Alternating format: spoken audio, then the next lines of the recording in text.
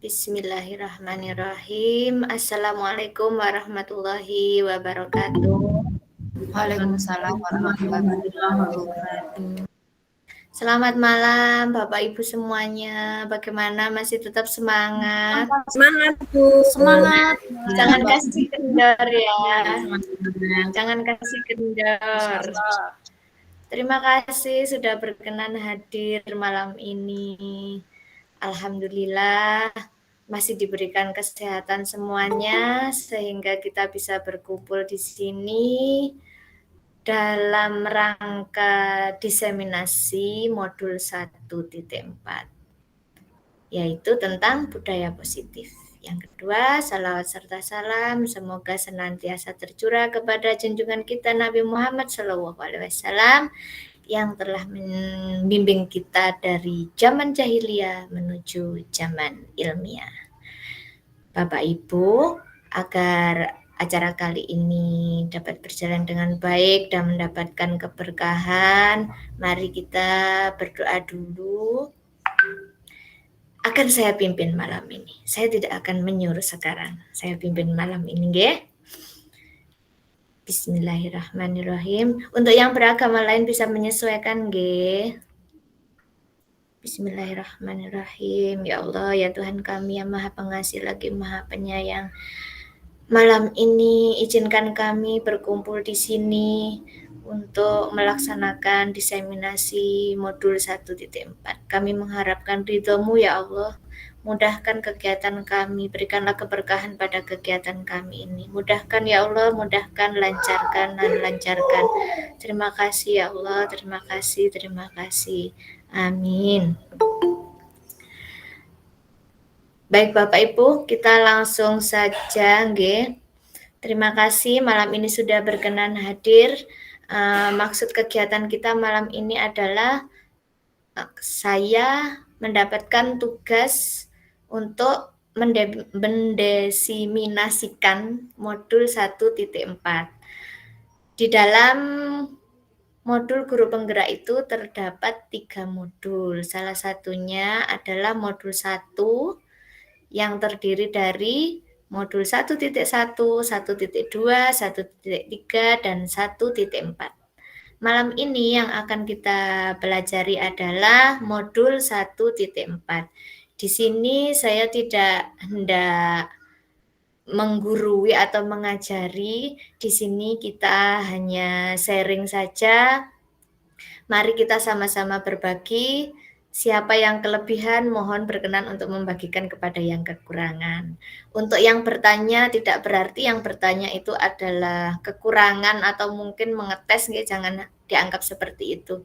Karena paradigma lama itu ada yang mengatakan kalau banyak bertanya itu keminter. Nah, paradigma itu sudah tidak berlaku di zaman 2022 ini. Kita di sini saling berbagi, nggih Bapak Ibu nggih. Mohon izin share screen.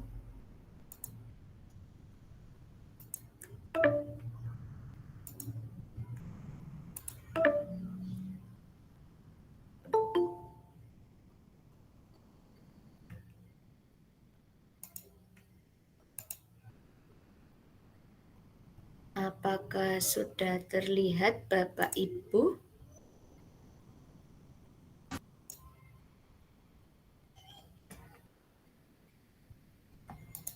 Dereng. Sinyalnya ini berarti. Tunggu sebentar nggih.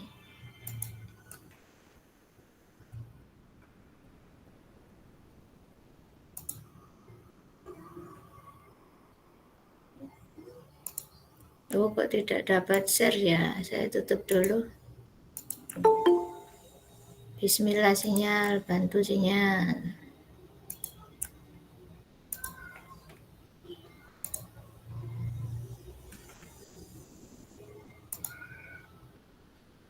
Apakah sudah terlihat? Sudah Bu. Alhamdulillah sudah. Alhamdulillah akhirnya muncul. Pak Agus, terima kasih atas kedatangannya. Pak Radin yang sedang ada di Terop, terima kasih. Kita mulai nggih. Bapak Ibu, berikut adalah aksi nyata modul 1.4 tentang budaya positif, yaitu menyebarkan pemahaman dan pengalaman penerapan budaya positif.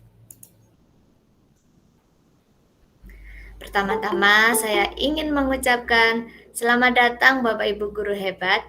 Mari belajar bersama, berkolaborasi, saling mendukung, demi mewujudkan disiplin positif di sekolah kita tercinta.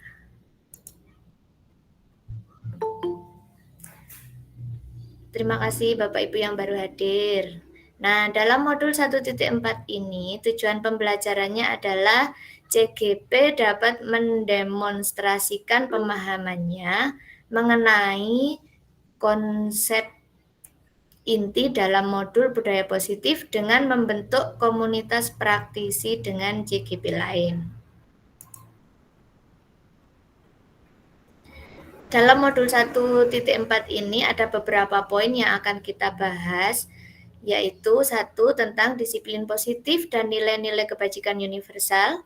Yang kedua, teori motivasi, hukuman dan penghargaan, serta restitusi. Yang ketiga, tentang keyakinan kelas. Yang keempat, kebutuhan dasar manusia dan dunia berkualitas. Yang kelima, posisi kontrol. Dan yang keenam adalah segitiga restitusi. Bapak Ibu hebat, selamat menyaksikan tayangan berikut ini.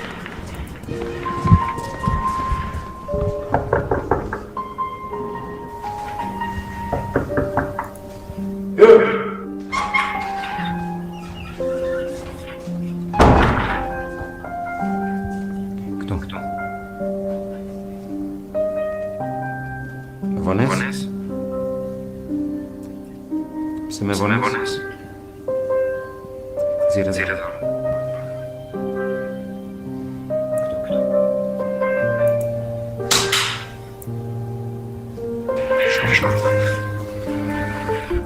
Mo se për sërit më, qëtësi.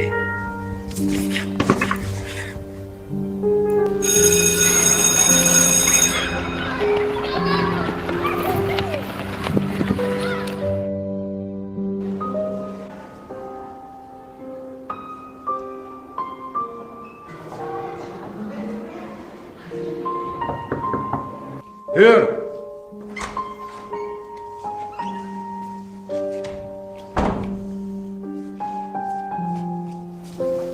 Prapë me vones.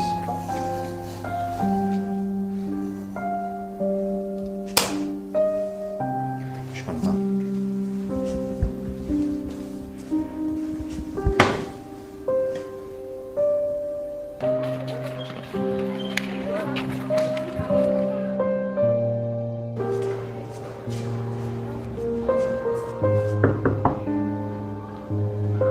Hyrë!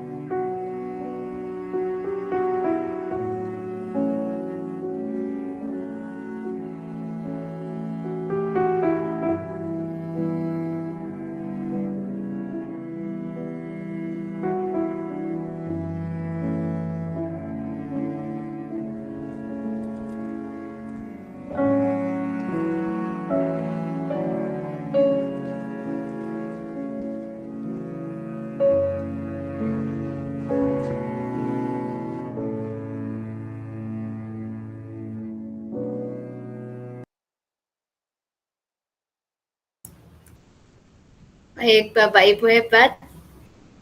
Apa yang Bapak Ibu rasakan setelah melihat tayangan tadi? Adakah yang berkenan berbagi? Terharu Ibu. Bu Yuni sudah berderai sebelum selesai.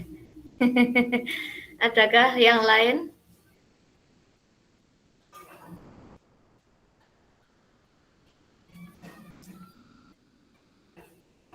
Bu Sugiyarti juga saya lihat berderai-derai tadi.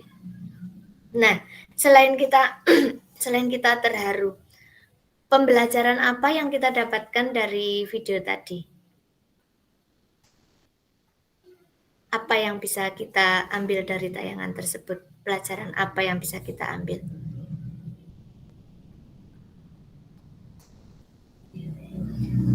Silahkan dituliskan di kolom chat. Oh, mungkin mau bersuara juga boleh. Pak Agus, silahkan Pak Agus Susiyowadi. Terima kasih Ibu. Assalamualaikum warahmatullahi wabarakatuh. Bapak Ibu yang hebat. Kalau lihat dari video tadi, itu adalah buat pembelajaran kita bahwa anak yang terlambat atau anak yang istilahnya sering buat masalah, itu seharusnya tidak harus, penyelesaiannya tidak harus dengan cara menghukum, karena dengan cara menghukum tersebut itu tidak akan menyelesaikan masalah.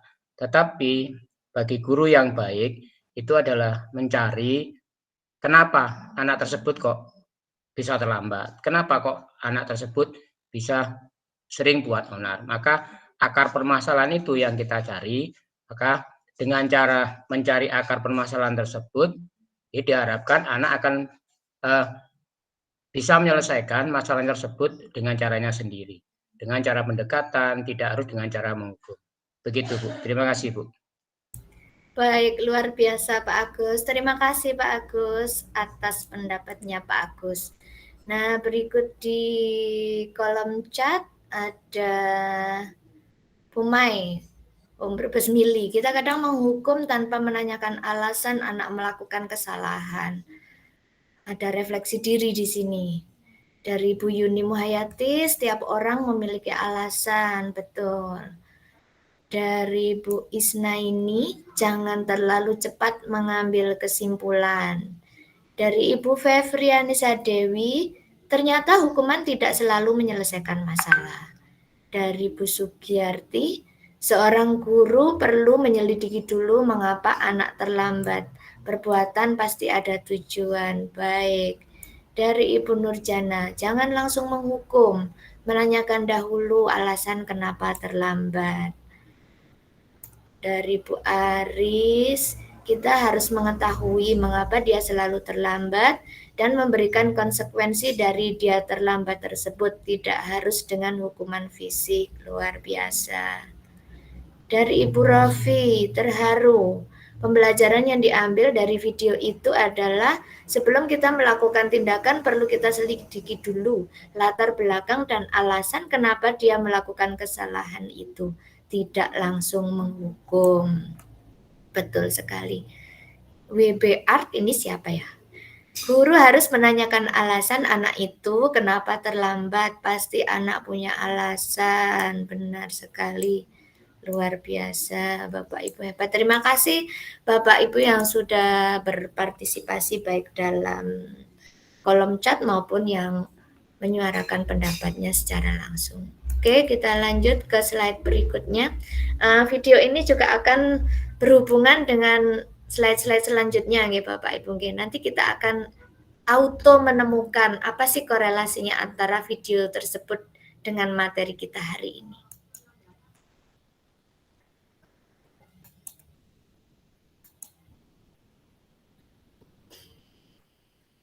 Nah, kita mulai dari yang nomor 1, yaitu disiplin positif dan nilai-nilai kebajikan universal.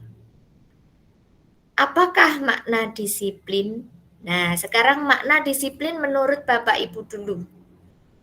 Silakan tuliskan di kolom chat. Apa makna disiplin?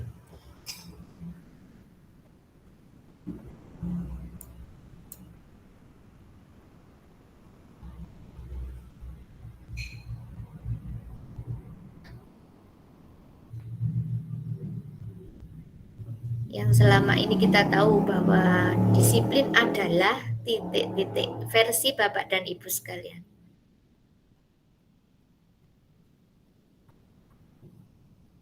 Dari Bu Isna ini, pemaksaan dari diri sendiri yang positif. Oke, terima kasih Bu Is. Dari Bu Aris, disiplin sama dengan taat terhadap aturan yang ada. Terima kasih Bu Aris. Ada lagi?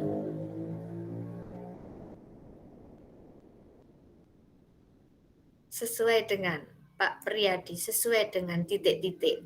Nah, titik-titiknya ini apa? Pak Pri boleh bersuara, Pak Priyadi, silahkan. Jadi kepo ini ada titik-titiknya. Ini bro, sesuai dengan aturan, sesuai dengan kesepakatan, sesuai dengan kebiasaan, seperti itu Bu. Oh, ternyata itu. Baiklah. Ternyata titik-titiknya banyak ya, Pak ya. Melihat disesuaikan dengan situasi dan kondisi. Oke. Dari Bu Yuni. Bu Yuni Muhayyati, konsisten berawal dari hati dalam hal-hal positif. Pak Agus, disiplin itu kesadaran diri untuk melakukan perbuatan. Oke. Dari Bu Reni, taat pada aturan atau tata tertib. Bu Rofi, disiplin merupakan wujud kesadaran dari diri untuk melakukan sesuatu sesuai dengan peraturan. Oke. Dari Bu Nur, sesuai aturan. Baik, Bu Suparti, sesuai kepatuhan terhadap komitmen atau aturan yang berlaku. Luar biasa. Dari Bu Mustikana, tepat waktu.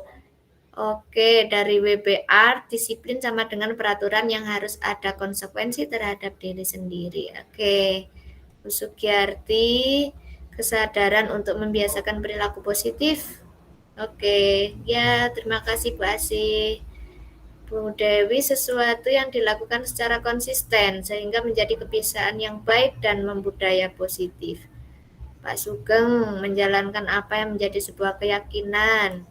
Bu Nazila, disiplin merupakan kesadaran dari dirinya dalam menjalani segala aturan tanpa merasa terpaksa. Baik, luar biasa semuanya.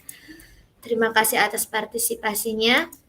Nah, di sini disiplin berasal dari bahasa Latin yaitu disiplina yang artinya belajar. Makna asal dari kata ini berkonotasi dengan disiplin diri, murid-murid Sokrates dan Plato. Disiplin diri membuat orang menggali potensinya menuju sebuah tujuan apa yang dia hargai. Namun dalam budaya kita, makna kata disiplin telah berubah menjadi sesuatu yang dilakukan seseorang pada orang lain untuk mendapatkan kepatuhan. Nah, ini yang di bold merah ini ya. Sesuatu yang dilakukan seseorang pada orang lain untuk mendapatkan kepatuhan. Kecenderungan umum adalah menghubungkan kata disiplin dengan ketidaknyamanan. Nah, selama ini kita melihat disiplin itu hampir serupa dengan hukuman, kita merasa tidak nyaman, merasa dipaksa, bukan dengan apa yang kita hargai atau pencapaian suatu tujuan mulia. Itu tadi tentang disiplin positifnya. Sekarang kebajikan, nilai-nilai kebajikan. Nilai-nilai kebajikan adalah sifat-sifat positif manusia yang merupakan tujuan mulia yang ingin dicapai setiap individu. Nilai-nilai tersebut bersifat universal dan lintas bahasa, suku, bangsa, agama, maupun latar belakang. Setiap perilaku perbuatan memiliki suatu tujuan. Hal ini sesuai dengan teorinya Dr. William Glasser pada teori kontrol. Dengan mengaitkan nilai-nilai kebajikan yang diyakini seseorang, maka motivasi intrinsiknya akan terbangun sehingga menggerakkan motivasi dari dalam untuk mencapai tujuan mulia yang diinginkan. Ini teorinya Dian Goosen. Selanjutnya, nilai kebajikan yang ingin dicapai oleh setiap anak Indonesia kita kenal dengan profil pelajar Pancasila. Profil pelajar Pancasila seperti yang kita ketahui ada 6 aspek, yaitu beriman, bertakwa kepada Tuhan Yang Maha Esa dan berakhlak mulia, mandiri, bernalar kritis, berkebinekaan global, bergotong royong, dan kreatif. Yang kedua adalah teori motivasi, hukuman dan penghargaan, serta restitusi. Teori motivasi dari perilaku manusia terdiri dari motivasi eksternal dan motivasi internal. Motivasi eksternal adalah motivasi yang berasal dari luar diri kita, biasanya untuk menghindari ketidaknyamanan atau hukuman. Apa yang akan terjadi apabila saya tidak melakukannya? Nah, daripada nanti terkena hukuman, lebih baik manut, lebih baik nurut. Seperti itu karena menghindari hukuman. Yang kedua, mungkin untuk mendapatkan imbalan. Biasanya diiming-imingi, siapa yang datang tepat waktu akan mendapatkan bla bla bla. Nah, jadi dia itu motivasinya karena ingin mendapatkan imbalan. Yang ketiga adalah motivasi internal. Nah, motivasi internal ini berasal dari dalam diri kita sendiri, yaitu karena keinginan untuk menghargai diri sendiri. Saya akan menjadi orang yang seperti titik-titik bila saya melakukannya. Jadi tidak ada dorongan dari pihak luar. Nah, selanjutnya adalah restitusi. Restitusi mungkin Bapak Ibu sudah banyak yang mengenal, tapi mungkin juga ada yang baru mendengarnya. Nah, restitusi adalah proses menciptakan kondisi bagi murid untuk memperbaiki kesalahan mereka, sehingga mereka bisa kembali pada kelompok mereka dengan karakter yang lebih kuat. Restitusi juga merupakan proses kolaboratif yang mengajarkan murid untuk mencari solusi untuk masalah mereka dan membantu murid berpikir tentang orang seperti apa yang mereka ingin menjadi tujuannya dan bagaimana mereka harus memperlakukan orang lain. Nah, ciri-ciri restitusi adalah bukan untuk menebus kesalahan, namun untuk belajar dari kesalahan. Yang kedua, memperbaiki hubungan. Yang ketiga, tawaran, bukan paksaan. Yang keempat, restitusi menuntun untuk melihat ke dalam diri. Yang kelima, restitusi mencari kebutuhan dasar yang mendasari tindakan. Yang keenam, restitusi diri adalah cara yang paling baik. Fokus pada karakter, bukan tindakan. Fokus pada solusi. Yang terakhir, restitusi mengembalikan murid yang berbuat salah pada kelompoknya agar dia tidak mengulangi perbuatannya lagi dan melakukan hal-hal yang baik. Nah, di sini yang ketiga adalah keyakinan kelas. Mengapa tidak peraturan saja? Mengapa harus keyakinan kelas? Nah, menurut Bapak Ibu, dengan pertanyaan pemantik seperti ini, mengapa kita memiliki peraturan harus menggunakan helm bila mengendarai kendaraan roda 2? Mengapa kita memiliki peraturan 3M, menggunakan masker, mencuci tangan, dan menjaga jarak? Mengapa kita memiliki peraturan harus datang tepat waktu? Nah, menurut Bapak Ibu, mengapa kita memiliki peraturan-peraturan itu? Untuk apa sih peraturan-peraturan itu?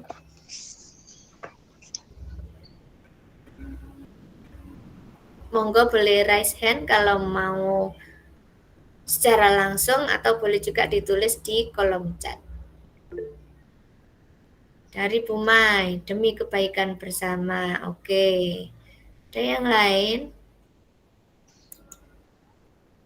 Untuk menumbuhkan kedisiplinan, kata Bu Yuni. Oke.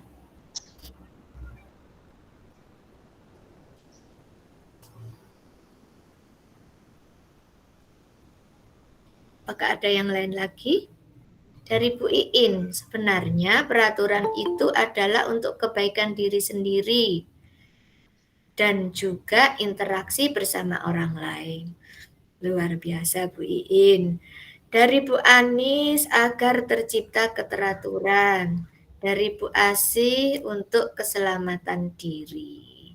Oke, nah sekarang dengan adanya peraturan dan keyakinan, menurut Bapak Ibu apa sih bedanya peraturan dan keyakinan? Kenapa harus ada keyakinan?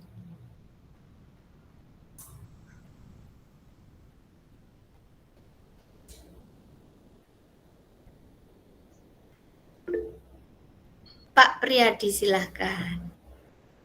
Iya Bu, terima kasih. Apa yang membedakan antara peraturan dengan keyakinan? Kalau peraturan menurut saya itu kalau kita bedakan menjadi faktor itu nanti dalam diri kita atau diri anak-anak itu adalah faktor eksternal. Sedangkan kalau keyakinan itu adalah faktor internal, sehingga keyakinan itu lebih kepada sebuah kesadaran dari diri anak atau diri kita untuk melaksanakan sebuah keyakinan, yang keyakinan itu bisa termasuk dalam sebuah aturan seperti itu, sehingga keyakinan ini lebih bagus daripada sebuah peraturan, sehingga kita lebih mengena untuk menanamkan keyakinan daripada untuk menyadarkan seseorang untuk mematuhi aturan. Terima kasih. Baik, luar biasa Pak Priyadi, terima kasih atas pemaparannya. Di sini di kolom chat juga ada dari Bu Nazila. Peraturan dibuat untuk menghindarkan hal-hal yang mengakibatkan perselisihan. Dari Bu Mai, peraturan dari satu pihak, keyakinan diputuskan bersama, tujuannya sama untuk kebaikan dan keteraturan bersama. Dari Bu Anis, peraturan lebih dominan ekstrinsik, tapi keyakinan lebih dominan ke intrinsik. Oke, sama dengan Bu Rofi. Bu Yuni mengatakan bahwa keyakinan lebih efektif menumbuhkan budaya positif. Oke, luar biasa semuanya. Terima kasih atas jawaban-jawabannya. Baik, memang benar jawaban Bapak dan Ibu semuanya sudah sangat luar biasa. Ketika kita sudah memiliki suatu keyakinan, maka ada atau tidak ada si pembuat aturan, maka itu tidak akan berdampak pada kita. Kita akan tetap melakukannya karena kita meyakininya. Misalnya seperti yang ini, menggunakan helm bila mengendarai kendaraan roda 2. Nah, jika kita hanya mengikuti peraturan, maka tidak jarang kita memakai helm ketika ada polisi, ayo buruan dipakai helmnya. Atau mungkin kita akan pergi ke suatu daerah, di sana dekat pos polisi, nanti kalau sudah dekat aja kita pakai. Jadi kita cuma melaksanakan peraturan untuk menghindari hukuman saja. Tapi ketika kita sudah mempunyai keyakinan bahwa memakai helm ini memang demi keselamatan, demi kebaikan diri kita sendiri, dan juga untuk orang lain juga, maka ada atau tidak ada polisi, kita akan tetap menggunakan helm. Seperti itu nggih Bapak Ibu. Oke, kita lanjutkan lagi. Nah, di sini bedanya peraturan dan keyakinan kelas. Peraturan selalu kembalikan buku ke tempatnya. Nah, dalam keyakinan kelas itu sudah ada tanggung jawab dari anak-anak. Ketika peraturan mengatakan dilarang mengganggu orang lain, maka keyakinan kelasnya adalah menghormati orang lain. Di saat kita menghormati orang lain, otomatis kita tidak mengganggu orang lain.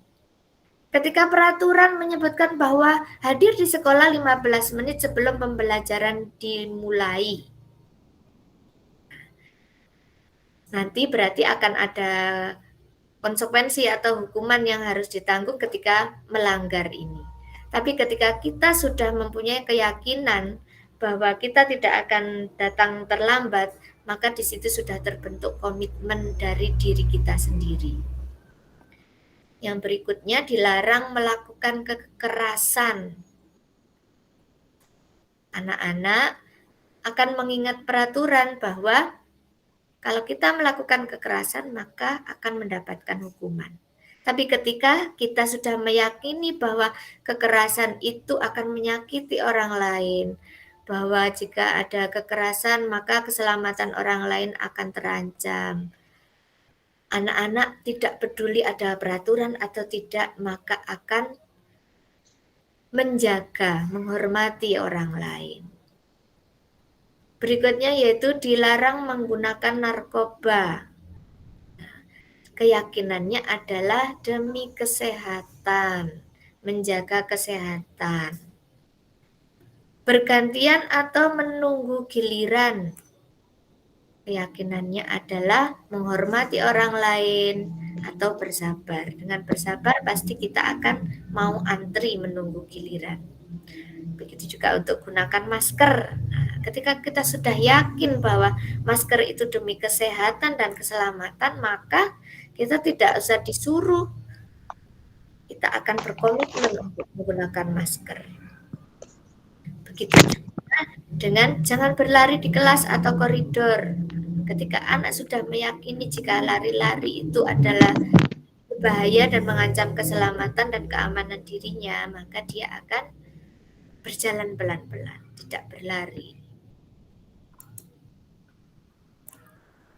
Nah, yang keempat, kebutuhan dasar manusia dan dunia berkualitas. Nah, pada dasarnya manusia itu memiliki kebutuhan untuk mendapatkan kasih sayang dan rasa diterima, kebutuhan akan penguasaan, diakui, kebutuhan akan bertahan hidup, kebutuhan untuk mendapatkan kebebasan dan kesenangan.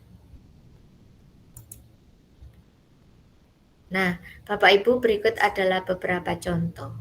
Menurut Bapak Ibu, ini termasuk kebutuhan dasar yang mana? Pertama, Ibu guru bilang, aku tidak boleh bersenandung sewaktu mengerjakan tugas. Katanya kelas harus tenang, tidak ada suara.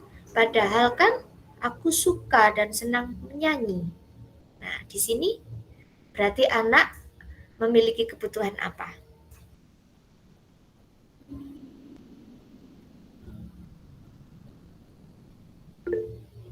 Kesenangan dari Pak Mahmudin. Kesenangan juga Bu Rofi, oke.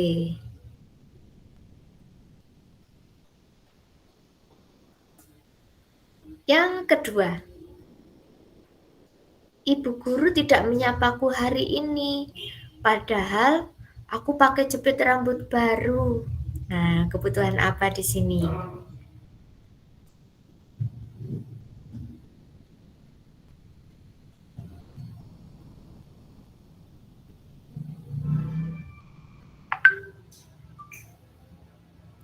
Kebutuhan akan kasih sayang dan diterima, kasih sayang, oke, terima kasih, perhatian, oke.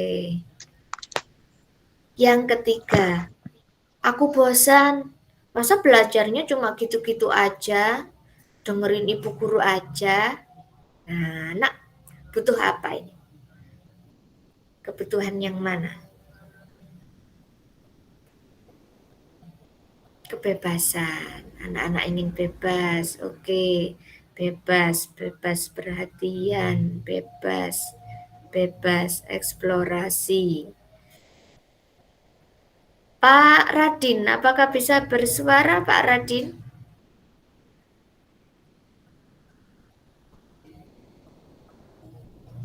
Atau mungkin terganggu kalau bersuara? Eksplorasi dari Bu Aris. Bu Aris bisa bersuara, Bu Aris? Iya, Bu. Silakan, Bu Aris. Maksud dari eksplorasi yaitu ibu guru memancing anak-anak dalam kegiatan pembelajaran sehingga pembelajaran tidak dilakukan oleh ibu guru itu saja. Jadi melakukan kolaborasi dan eksplorasi tentang pengalaman atau pengetahuan anak tentang materi tersebut. Begitu, Bu.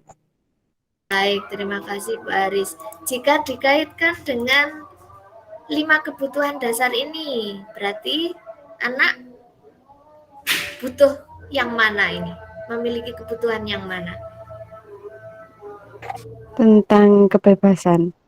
Kebebasan. Oke, terima kasih Bu Aris. Sama-sama, Bu.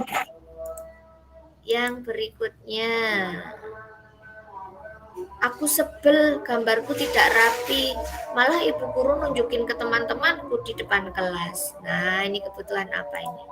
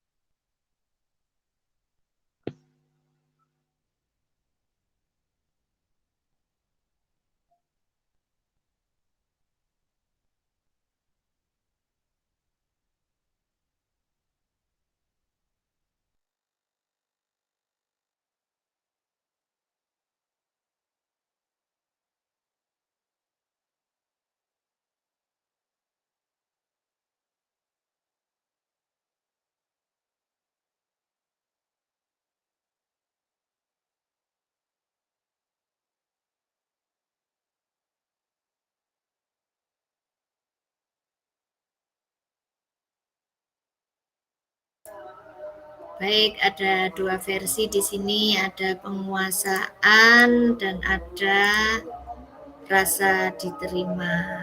Oke. Apakah Bu Umi bisa bersuara, Bu Umi?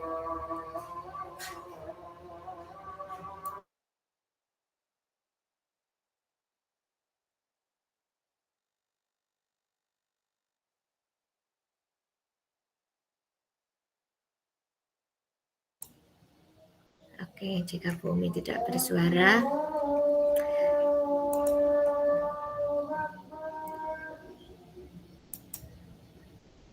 nah di sini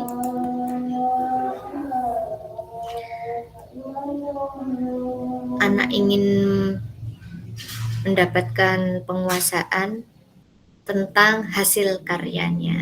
Oke, kita lanjut Bapak Ibu.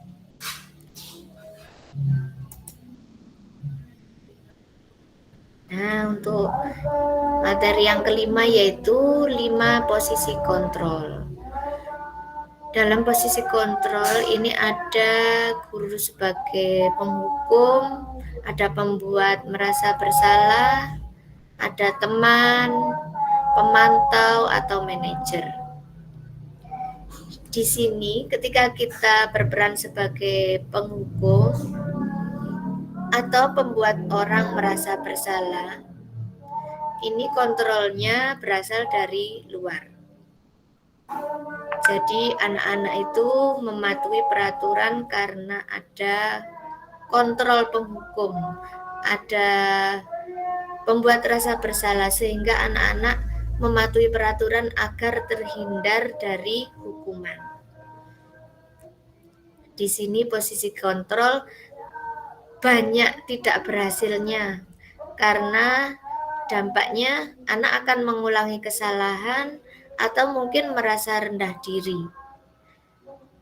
Ketika tiap kita melakukan kesalahan lalu langsung dihukum tanpa mendengarkan apa alasan kita.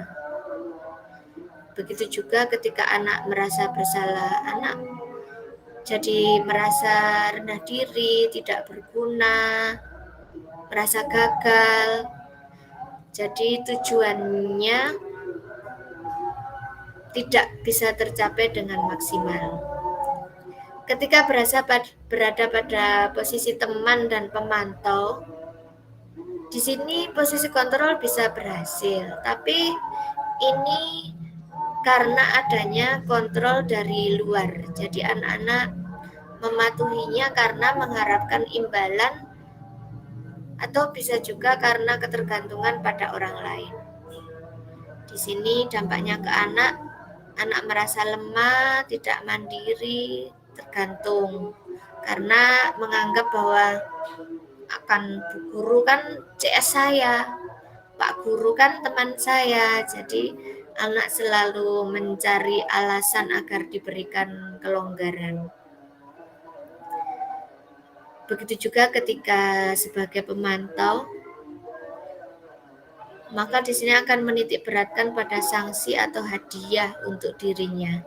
Jadi dia mematuhinya untuk menghindari sanksi atau mungkin untuk mendapatkan hadiah. Ketika kita berada pada posisi manajer, ini adalah posisi yang terbaik di mana kita sudah menerapkan kontrol diri dengan baik, dengan mengajukan pertanyaan-pertanyaan, menanyakan alasan apa yang dilakukan, mengapa dia melakukan, bagaimana caranya jika dia sedang melakukan kesalahan, apa yang bisa dia lakukan untuk memperbaiki dirinya. Nah, di sini anak akan mengevaluasi dirinya dan anak akan mencari cara bagaimana agar dia bisa memperbaiki dirinya.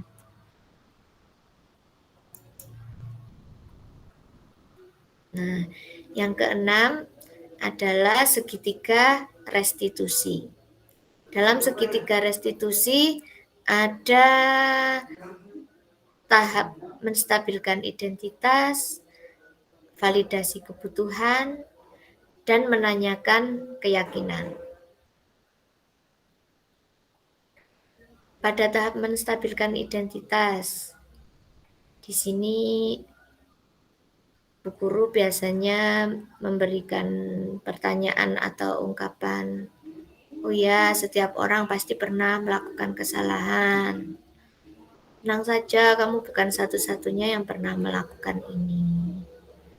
Nah, ketika menanyakan keyakinannya, biasanya terdiri dari ungkapan nilai apa yang telah kita sepakati. Kamu ingin menjadi seperti apa? Jadi semua pertanyaan-pertanyaan dikembalikan kepada murid.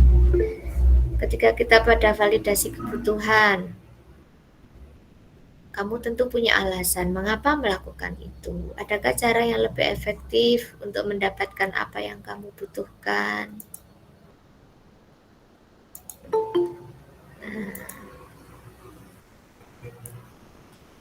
Pada tahap menstabilkan identitas, biasanya ini yang muncul dari percakapan-percakapannya.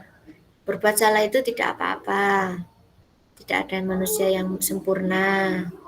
Saya juga pernah melakukan kesalahan seperti itu. Kita bisa menyelesaikan ini. Bapak Ibu tidak tertarik mencari siapa yang salah, tapi Bapak Ibu ingin mencari solusi dari permasalahan ini. Kamu berhak merasa begitu. Apakah kamu sedang menjadi teman yang baik buat dirimu sendiri? Pada tahap validasi tindakan yang salah, biasanya terdapat ungkapan-ungkapan, padahal kamu bisa melakukan yang lebih buruk dari ini ya. Kamu pasti punya alasan mengapa melakukan hal itu. Kamu patut bangga pada dirimu sendiri, karena kamu telah melindungi sesuatu yang penting buatmu. Kamu boleh mempertahankan sikap itu, tapi kamu harus menambahkan sikap yang baru. Nah, ketika menanyakan keyakinan biasanya menggunakan ungkapan-ungkapan apa yang kita percaya sebagai kelas atau keluarga, apa nilai-nilai umum yang kita telah sepakati, apa bayangan kita tentang kelas yang ideal, kamu mau jadi orang yang seperti apa. Nah, kira-kira itu. Ini adalah salah satu yang sudah saya lakukan sesuai dengan jenjang saya, yaitu jenjang TK.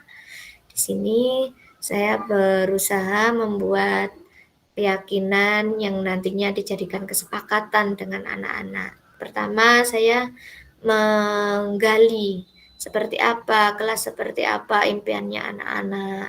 Nah, dari situ anak-anak menyampaikan ide A, B, C, D, E. Nah, karena anak-anak belum bisa menulis terlalu banyak, maka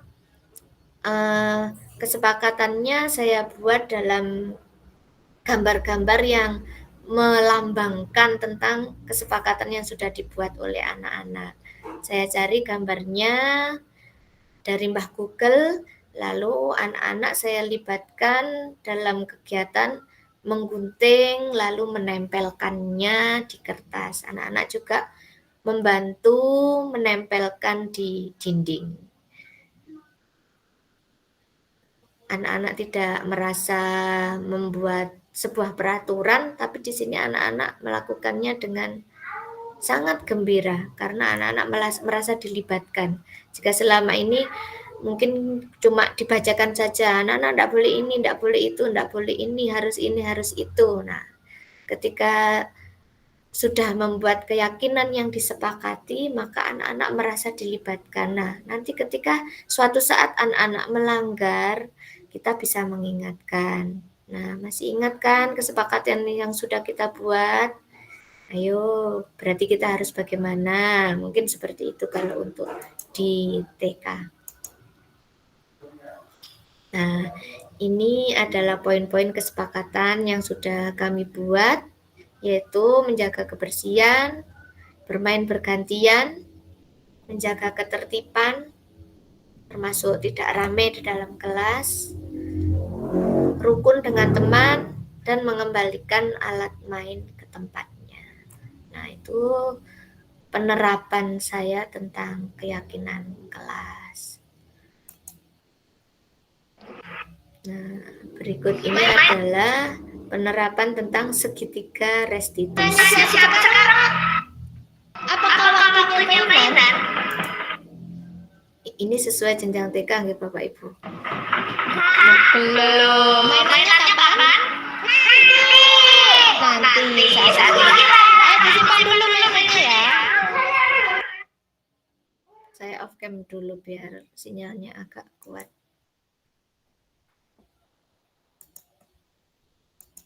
Mainannya siapa sekarang? Apakah waktunya mainan? Belum. Mainannya kapan? Nanti. Saat ini. Ayo disimpan dulu mainannya ya.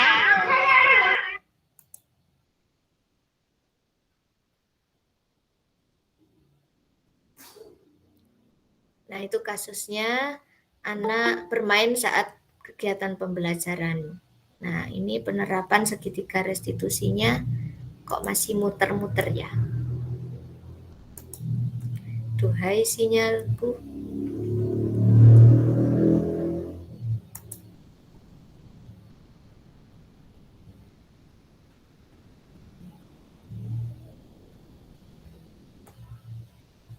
Wah, sinyalnya tidak kuat. Nah, jadi penasaran kan dengan video saya? Gimana dong? Kalau yang ini kelihatan enggak ya? Sebentar, diulangi lagi.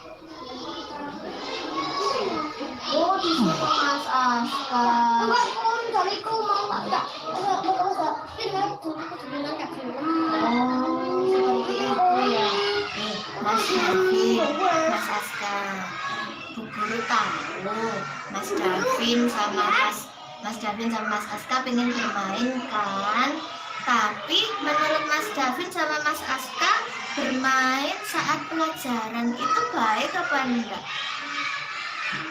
Tidak. Tadi kita juga sudah membuat kesepakatan kelas ya. Kesepakatannya apa tadi? Saat belajar bagaimana? Belajar dengan tertib. Belajar dengan tertib. Nah, berarti menurut Mas David sama Mas Aska tadi itu perbuatannya benar apa salah? Salah ya, bermain saat belajar itu berarti perbuatannya tidak baik, perbuatannya salah. Kalau begitu, apa yang akan Mas Davin dan Mas Aska lakukan nantinya ke depannya? Kalau tahu itu salah, berarti ke depan harus bagaimana?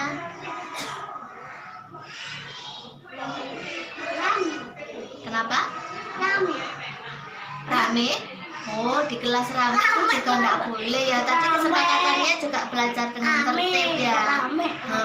Berarti nanti ke depan harus bagaimana, mainnya itu kapan? Berarti nanti saat sudah pelajaran. Berarti selesai pelajaran baru bermain. Selesai pelajaran itu berarti kapan, Mas?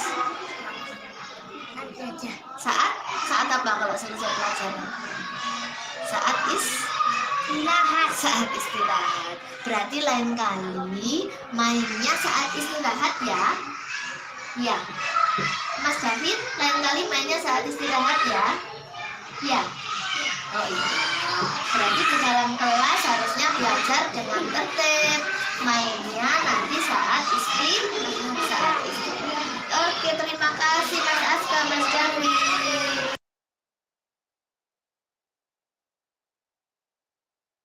Mas Aska.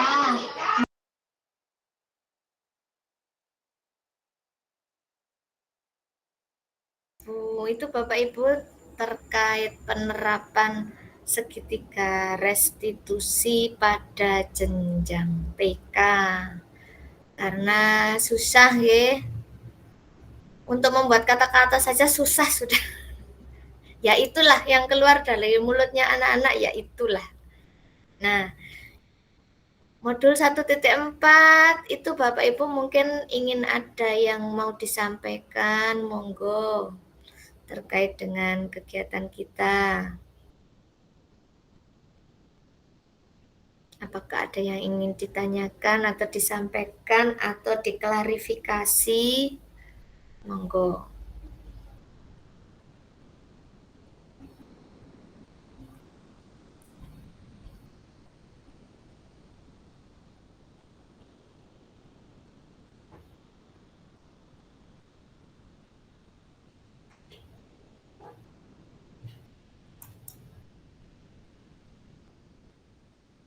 Adakah? Pas, Kak Susu, Pak Pri, silakan Pak Pri. Ya Bu, terima kasih. Tadi Bu Yani sudah menayangkan diseminasi tentang aksi nyata kalau saya memahaminya Bu. Sedangkan kami masih berkutat dengan demonstrasi kontekstual tentang penerapan segitiga restitusi yang sampai hari ini baru sampai konsep seperti itu. Mudah-mudahan nanti pada limit waktunya bisa on seperti itu Bu, hanya dari saya. Baik, terima kasih. Semangat Pak Pri. Kalau saya laksanakan dulu Pak, konsepnya belakangan. Oh kayak gitu ya Bu? Ya, karena anak TK susah mau nurutin konsep. Oh, nggih. Disesuaikan aja. Ada lagi Bapak Ibu?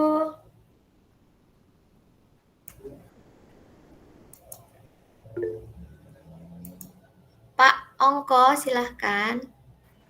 Oke, terima kasih Bu. Ini mau menanyakan sedikit Ibu tentang kesepakatan kelas. Ini saya kan waktu itu memang membuat kesepakatan kelas dengan anak.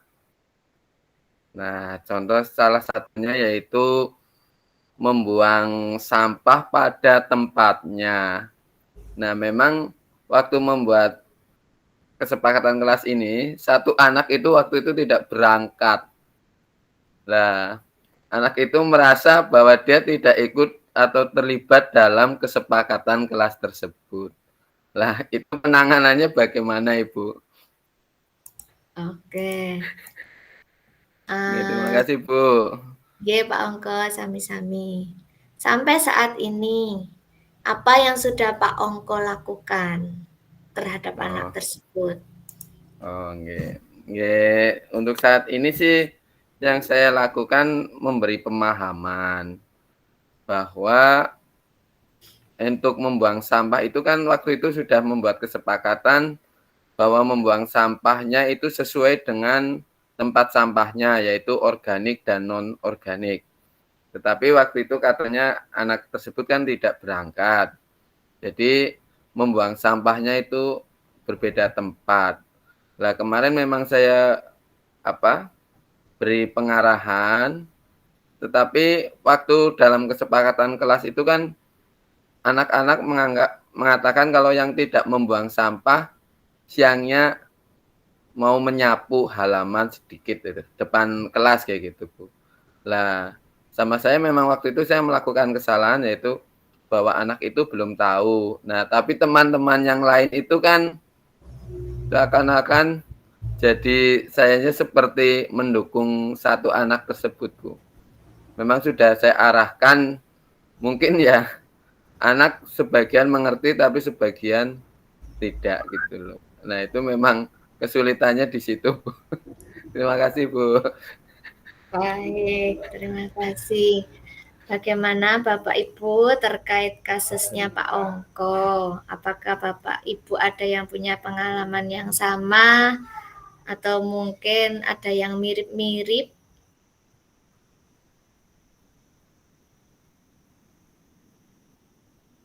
Mungkin bisa memberikan masukan kepada Pak Ongko. Bu Mai, silahkan. Iya, ini mohon maaf izin mematikan kamera Bu Yani. Iya, Sinyalnya dari tadi keluar masuk terus. betul. Ini saya sharing sedikit. Kemarin kalau tahun lalu saya sudah membuat kesepakatan kelas bersama anak-anak. Terus untuk yang tahun ini baru sempat membuat lagi, nggak saya buat dari awal tahun. Terus kebetulan sama seperti Pak Ongko, jadi waktu saya membuat kesepakatan kelas itu ada satu anak yang memang sakit dan tidak berangkat beberapa hari. Nah, saya itu di kesepakatan kelas yang saya tulis bersama anak-anak itu, saya menyematkan tanda tangan ibu. Jadi nanti untuk anak-anak yang sudah membaca, silahkan tanda tangan, saya kayak gitu.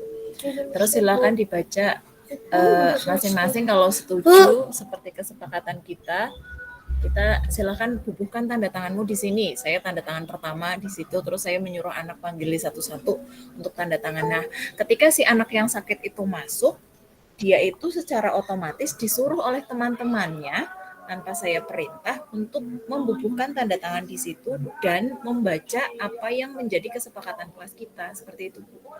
Terus jadi secara otomatis dia tahu. Jadi kesepakatan kelasnya itu udah ditempel di kelas, dia udah tahu konsekuensinya, terus apa yang harus dia lakukan bersama kayak gitu. Di sana ada tanda tangannya anak.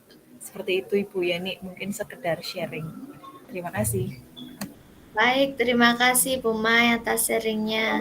Apakah ada Bapak Ibu lain yang mau sharing juga? Mungkin mempunyai pengalaman yang serupa? Atau mungkin belum punya pengalaman serupa tapi ingin memberikan masukan kepada Pak Ongko?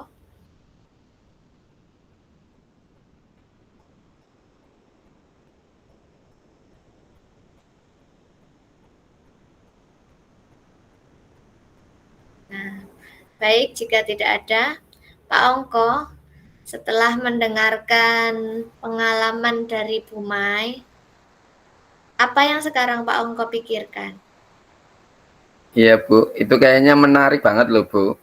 Setelah kayaknya membubuhkan tanda tangan itu seperti yang disampaikan Bu Siti itu sangat menarik. Memang belum saya lakukan selama ini sejauh ini belum saya lakukan, jadi memang ya itu kesalahannya sih, tapi ya kedepannya mungkin lebih baik Bu. Nggih. Berarti Terima rencananya kasih. apa yang akan Pak Ongko lakukan? Oh, langsung ini Bu, besok langsung pesen spanduk dan anak suruh mentandatangani ini Bu. Gercep nggih Pak nggih. Nggih, cocok Bu. Biar memperindah kelas juga Ibu. Betul, betul. Terima kasih, nggih.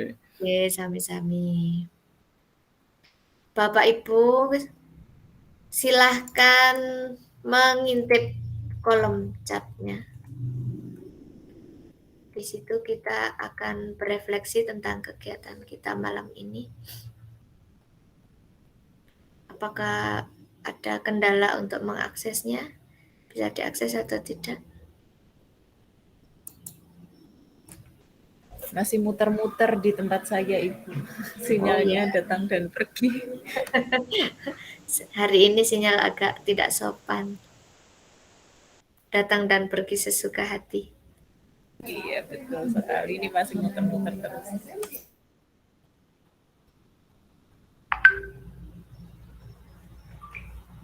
Yang sudah bisa masuk silahkan langsung diklak-klak.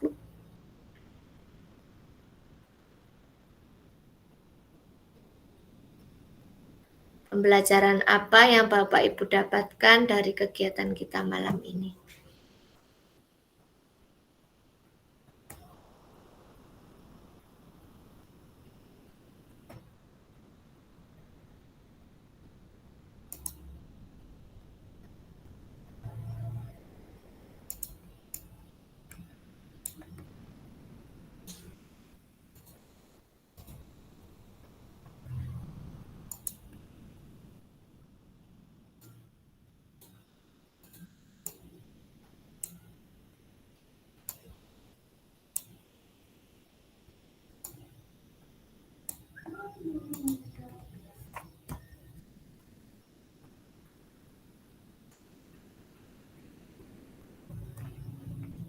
Terima kasih Bu Iin sudah bergabung di Jamboardnya. Alhamdulillah telah menambah wawasan saya tentang budaya positif di sekolah. Baik, terima kasih Bu Iin. Monggo Bapak Ibu yang lain.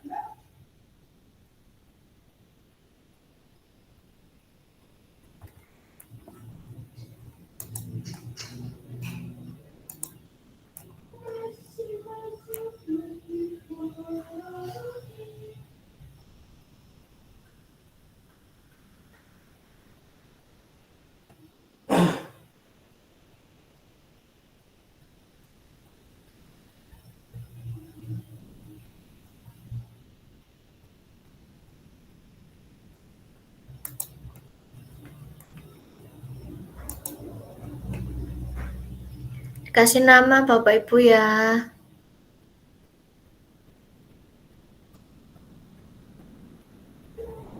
Saya terinspirasi dengan video yang Ibu share pada awal untuk sebagai pengingat saya bahwa ada hal yang harus kita gali dari balik sikap anak. Terima kasih Bu Yuni. Dari Bu Isna ini, keyakinan dan peraturan kesepakatan kelas sangat penting untuk diterapkan di kelas saya. Semangat Bu Is. Dari Bu Nur, alhamdulillah lebih memahami modul 1.4. Dari Bu AC, sama tentang budaya positif dan bisa melaksanakan keyakinan kelas walaupun di TK. Oke. Pak Sugeng, malam ini saya telah lebih memahami tentang penerapan restitusi. Oke, alhamdulillah. Dari Bu Eka, menambah wawasan bagaimana menyelesaikan permasalahan di kelas. Terima kasih.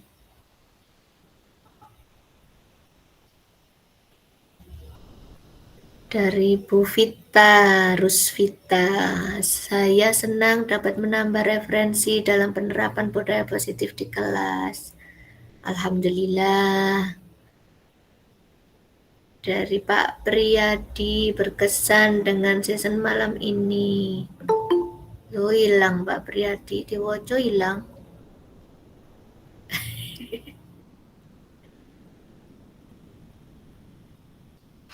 Oke, bisa digeser-geser agar temannya mendapatkan tempat. Pak Pri punya jenengan kok hilang, Pak Pri? Malah hilang. Bentar. Hilang, nggih. Asik dibaca lah kok hilang.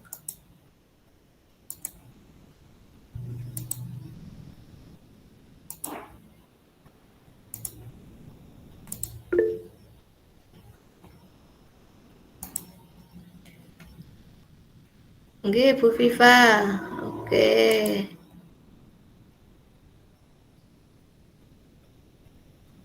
Oke. Dari Bu Dewi, dari video tadi, berapapun usia kita, berani meminta maaf, membuat dada jadi plong. Sip. Sama-sama.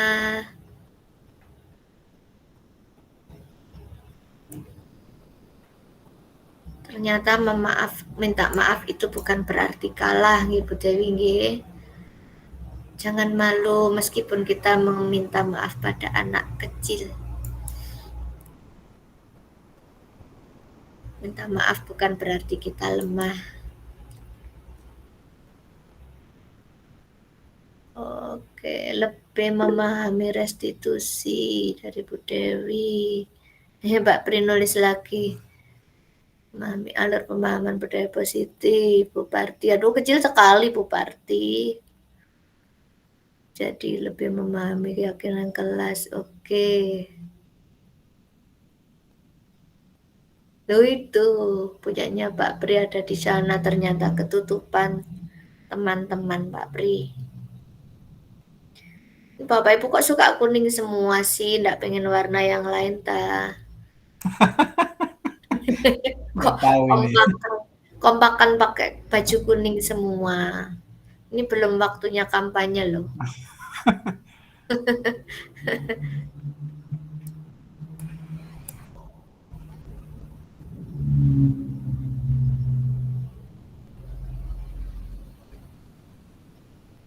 Oke. Baik, luar biasa Bapak Ibu. Oh, itu akhirnya muncul warna pink. Warna biru hanya Bu Eka seorang. Warna hijau ada Bu Isnaina dan Bu Iin Farika. Biru muncul lagi. MLM apa MLM? Berkesan dan lebih memahami budaya positif. MM. Siapa MM? Oh, Pak Mahmudin. Terima kasih Pak Mahmudin. Lebih memahami penerapan kesepakatan. Oke, terima kasih Bu Anis. Mentang-mentang biru, cari teman yang sama birunya. Oke. Atur aja deh. Baik, cukup Bapak Ibu. Terima kasih. Luar biasa. Semoga apa yang kita laksanakan malam ini bisa bermanfaat. Semoga kita mendapatkan keberkahan dari kegiatan malam ini. Amin. Terima kasih atas kehadiran Bapak Ibu. Terima kasih sudah menyempatkan waktunya. Mohon maaf jika dari awal sampai akhir ini mungkin ada perkataan atau tingkah laku saya yang terlihat di kamera mungkin kurang berkenan di hati Bapak dan Ibu. Mohon dibukakan pintu maaf yang sebesar-besarnya. Sama-sama Ibu. Selamat malam. Bu Yeni. Terima kasih semuanya. Selamat malam. Terima kasih. Selamat malam. Terima kasih Bu. Warahmatullahi wabarakatuh. Waalaikumsalam. Bapak Ibu semua. See you live Bun. Love semua ya. Love you Ibu. Love you too. Silahkan. Terima kasih. Live Bu. Nggih. Izin live, Bu. Terima kasih, Bu Terima kasih. Yani. Sami-sami, terima kasih Bu Dewi. Terasa cepat sekali, Bu. Terima kasih. Terima kasih semuanya. Lope-lope, nggih. Viro, terima kasih. Sama-sama, maaf lahir batin ya. Sama, miss you. Terima kasih, sama. Masih kangen sama Bu Yanik, Dek. Makasih ya, Bu Yanik. Sama-sama. Terima kasih Bu Titis. Nggih.